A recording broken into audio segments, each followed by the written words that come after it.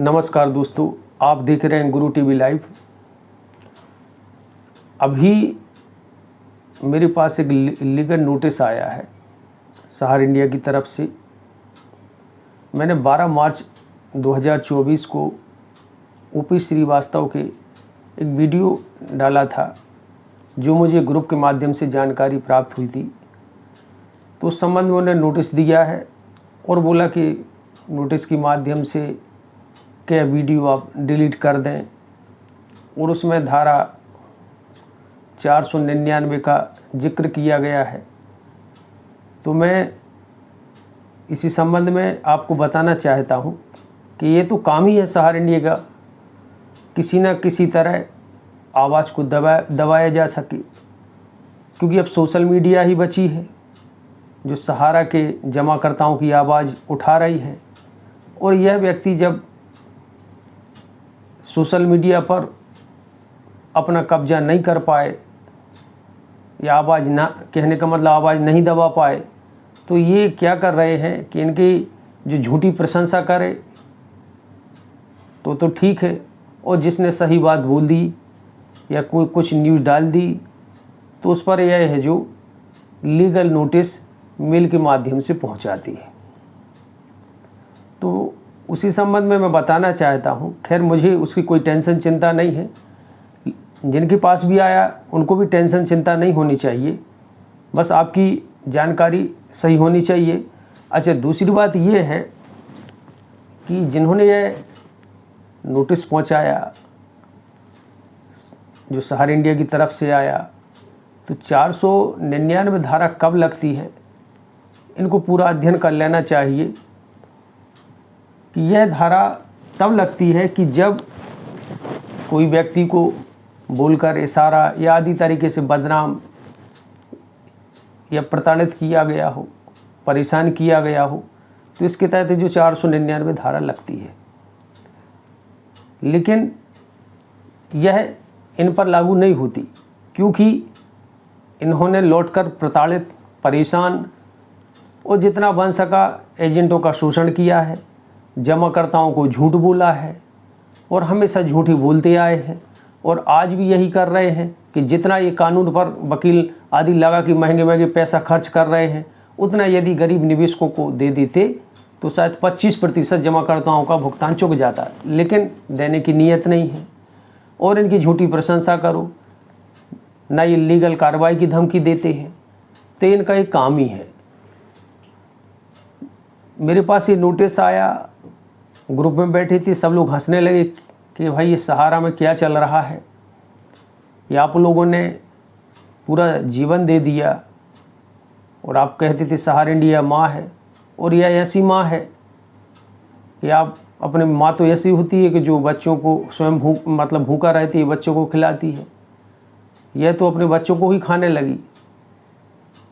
तो कहने का मतलब कि इस तरह की ये लीगल नोटिस की धमकी देकर आवाज़ दबाने का प्रयास सोशल मीडिया का किया जा रहा है, जबकि यह 499 धारा किसी भी तरह लागू ओपी श्रीवास्तव के पर्यवेक्षण में नहीं होती, यह भी क्लियर है, क्योंकि ये इनके ऊपर अनेकों FIR दर्ज हैं।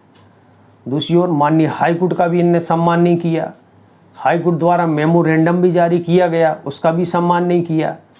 तो ये न्यायालय हाईकोर्ट का सम्मान ना करे, इनके लिए सब चलता है। लेकिन हम लोगों ने यदि 2 शब्द कुछ निकल आए तो वह इनके मान सम्मान के विरुद्ध में हो गया, यहाँ तक ये मानहानि तक पहुँच गए। तो ये कानून, क्योंकि ये जान चुकी हैं कि कानून से किस तरह खेलना है, लेकिन कहते हैं कुछ अच्छे व्यक्ति होते हैं, कुछ बुरे भी होती है, तो प्रकृति का नियम है। आज इनके ऊपर कौन कौन सी धाराएं लगती हैं, इनके हमारे पास बहुत से पत्र रखे हैं। इनकी भोपाल की जो वीडियो भी अगर वीडियो की बात सीडी है से भी आप देख सकते हैं कि इन्होंने किस तरह सहारा प्रमुख का हाथ पकड़ा था जब वह क्यू साहब के भुगतान की घोषणा की थी। तो इनके तमाम साक्ष्य एविडेंस है, और मैंने बहुत से साक्ष्य हाईकोर्ट में भी लगाए, उस पर तो इनकी बोलती बंद है, उस पर तो कुछ बोलने को तैयार नहीं। अब हम लोग भी जानना चाहते हैं कि जब ये न्यूज़ आई तो मैंने आज तक सहारा प्रमुख के विषय में कभी कुछ गलत नहीं बोला। ये तो जीते हुए भी उनका नाम उपयोग मान्यवर करके चूना लगाया, और मरने के बाद भी, मरणोपरांत भी आज भी है जो उनका ही नोटिस में श्रेय ले रहे हैं कि उनकी बदनामी की गई। तो भाई जब हम लोग सहारा ग्रुप से जुड़े हैं तो जितने आप थे उतने हमारे भी प्रिय हैं। तो ये कौन सी मानहानि, कौन सा क्या हो गया, खैर वो अलग मैटर है। और फिर यदि आपको इतनी मान सम्मान की चिंता है तो हम लोगों का पैसा दे दूँ, बात ख़त्म। भाई आज जी शुक्ला जी, शर्मा जी या जितने भी आपके विरुद्ध जा रहे हैं, इन्होंने खून पसीने का 1-1 रुपये करके आपकी संस्था में जमा किया है, आप पर विश्वास किया है, आप झूठे वादे करते रहे, वर्षा विगत शरद ऋतु आई, हर 3 माह बढ़ाते गए, उस पर विश्वास किया, 1-1 दिन ब्याज देंगे उस पर भी विश्वास किया, और आज वो पोर्टल बना दिया तो 5,000 करोड़ में क्या 86,000 करोड़ रुपये चुक जाएगा, उस पर आप कुछ बोल नहीं रहे। हम लोग तो आज जब सुना कि भाई ऐसी ऐसी घटना हो गई ग्रुप पर आई, तो उसकी हमने जानकारी लेने का प्रयास किया कि ऐसा तो नहीं कि सही में सब कुछ गड़बड़ हो गया हो, तो वह वीडियो आपको डाला। और यदि आप हो उपस्थित भारत देश में तो आप सामूहिक रूप से आएँ। जिस प्रकार मान्यवर सहारा प्रमुख जी सोशल मीडिया के समक्ष आकर कहते थे कि हम 1-1 दिन का ब्याज देंगे, इसी तरह आप आएँ और बोले कि हम 1-1 दिन का ब्याज देंगे। क्यों नहीं बोल रहे? तो ये सब करने को तो कुछ नहीं है, लेकिन वही है बाप बेटा वाली कहानी कि बेटा नोटिस पहुंचाएगा और बाप है जो बचा रहेगा। तो ये तो गलत है, अन्याय है। हमारी आपसे कोई लड़ाई नहीं है, हमारा उद्देश्य है भुगतान। हम लोगों का भुगतान दे दूँ, हम कभी आपका वीडियो नहीं बनाएंगे। हम लोगों का फ्यूचर फंड दे दूँ, हम कभी आपका वीडियो नहीं बनाएंगे। भाई हम लोगों की यही मांग है, हमारी आपसे कोई दुश्मनी नहीं है। लेकिन आप झूठ बोलकर पैसा जमा करवाए, आज हम लोग दोषी हैं। आज यहाँ हम लोग रह रहे, आप तो एसी में रह रहे हैं। आज हम लोग हर दिन जमाकर्ताओं को देखते हैं, 90-90 साल की वृद्ध माता लोग हैं जो देखते हैं, तो हम लोगों की आत्मा दुखित होती है, वो हम लोगों को कोसते हैं। आपको तो कुछ नहीं, एक लीगल नोटिस पहुंचा दिया, कुछ नहीं, उससे कुछ होने वाला भी नहीं। इस तरह आप बच नहीं पाएंगे। आप चाहें तो हाई कोर्ट में चेतावनी दें, मैं भी चेतावनी दे दूंगा और मैं सिद्ध कर दूंगा कि आपके ऊपर कौन कौन सी धाराएं लगनी चाहिए। आज मैं आपको बताता हूं कि मध्य प्रदेश में जिला उपभोक्ता फोरम के वर्ष 2019 से 2023 तक 1113 प्रकरण सहारा इंडिया के खिलाफ है जो प्रस्तुत किए गए। 2019 से 2023 तक सहारा इंडिया के खिलाफ प्रदेश के दमोह जिले में कुल 1184 प्रकरण के निर्णय हुए। उसके उपरांत ये संख्या बढ़ गई, 19 से 23 तक 1113 प्रकरण सहारा इंडिया के खिलाफ में आए, और 19 से 23 तक सहारा इंडिया के खिलाफ प्रदेश के दमोह जिले में कुल 184 प्रकरण दर्ज हुए। ये जो आरटीआई के माध्यम से जो जानकारी एक वकील साहब ने मुझे दी है। प्रदेश के दमोह जिले में सहारा इंडिया के खिलाफ 2019 से 2023 तक 164 निष्पादन के प्रकरण प्रस्तुत किए गए। सहारा इंडिया के खिलाफ वर्तमान में 149 निष्पादन के प्रकरण शेष हैं। किसी का पैसा नहीं दिया। और आप ही तो मीटिंग में बोलते थे बहुत जल्दी। आज जितनी बार भी मीटिंग हुई तो आप ही के मुख से निकलती थी कि भाई हम आपका 1-1 दिन का ब्याज देंगे, पैसा देंगे, अच्छा समय आने वाला है। 10 वर्षों से ज़्यादा हो गए। रीइन्वेस्टमेंट रियल एस्टेट से क्यू साहब में पलटाया, और जब सहारा प्रमुख देना चाहते थे तो क्यू साहब का भी भुगतान नहीं दिया। और आजकल उसकी सोशल मीडिया पर न्यूज़ आ रही है कि दिवालिया की कगार पर है। आप स्वयं है जो उस पर है जो स्टे ऑर्डर लेने गए हैं। तो आप कहाँ कहाँ ढाकेंगे, कहाँ कहाँ तक बचाएंगे? जो सत्य है वह तो सत्य है। हो सकता है कुछ शब्दावली में हो जाती है त्रुटि, लेकिन आप सामने आकर बोलो कि मैं भारत में हूँ और मैं एक एक दिन का ब्याज का पैसा जमाकर्ताओं का दूंगा। क्योंकि माननीय सर्वोच्च न्यायालय ने जो 5,000 करोड़ रुपए रिलीज किए हैं वो तो संस्था ने गलत जमा कर दिए थे सहारा से भी खाते में 2253 करोड़ रुपए, जिसका ब्याज समेत 5,000 करोड़ रुपए ट्रांसफ़र किया गया है CRCS में। बाकी संपूर्ण पैसा तो आप ही को देना है, आप ही संस्था के हैं जो उपप्रबंधक कार्यकर्ता हैं। और फाइनेंशियल का जो चल रहा है उसमें तो लिखा है स्पष्ट ही, जिसमें डायरेक्टर शब्द लिखा है। तो कहने का मतलब जब आप ही संस्था की सर्वा है तो फिर इस तरह की गतिविधियां होना कोई न्याय संगत नहीं है।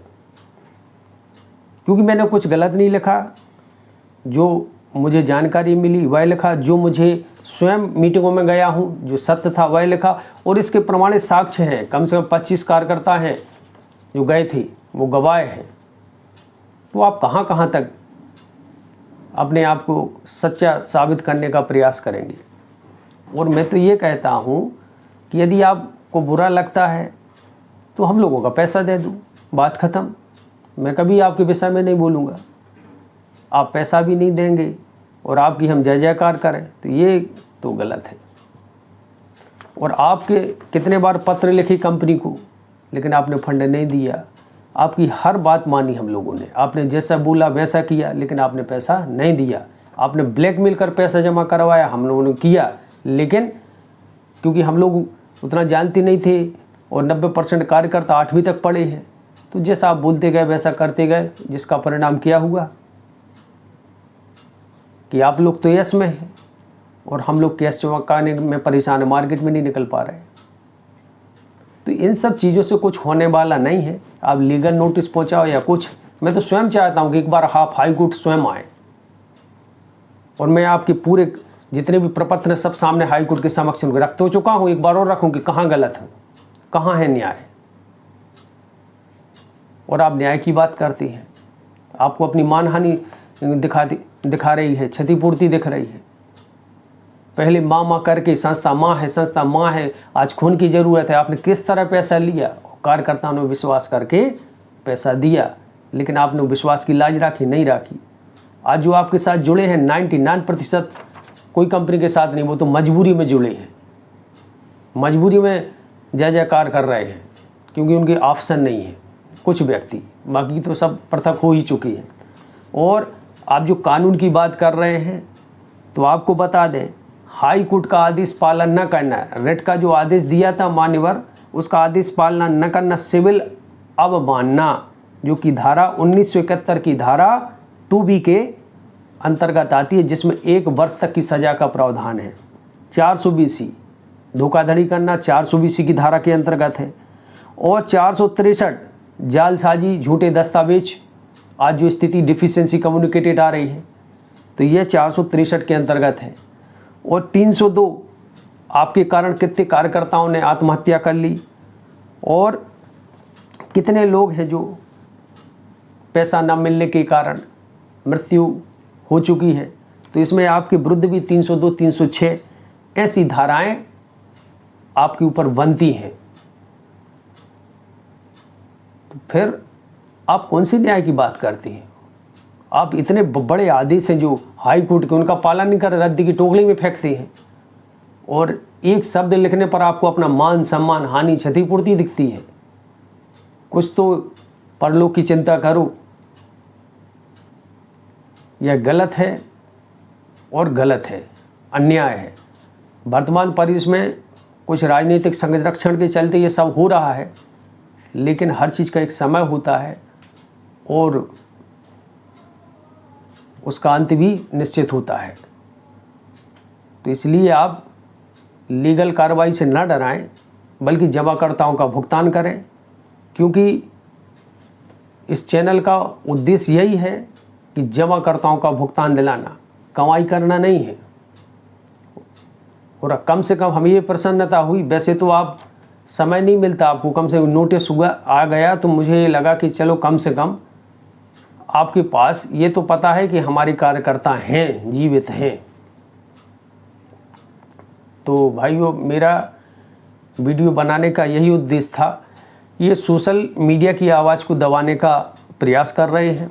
मैं भी वैधानिक क्षेत्र में काम करता हूँ, इन सब चीज़ों से पूर्वत गुजर चुका हूँ, तो ये धमकियों से डरने वाला नहीं हूँ।